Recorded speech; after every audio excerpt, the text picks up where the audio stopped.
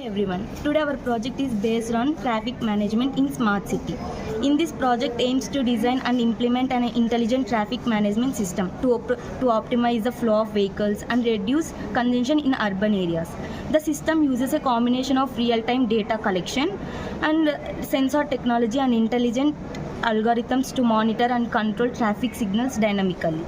The project incorporates various components such as sensor networks, for example cameras, inductive loops. For this program, the output is dashboard, traffic management dashboard, traffic map. The traffic map is and signals. And then signals is and the incidents and analytics, the congestion level and average speed is traffic value and incident count.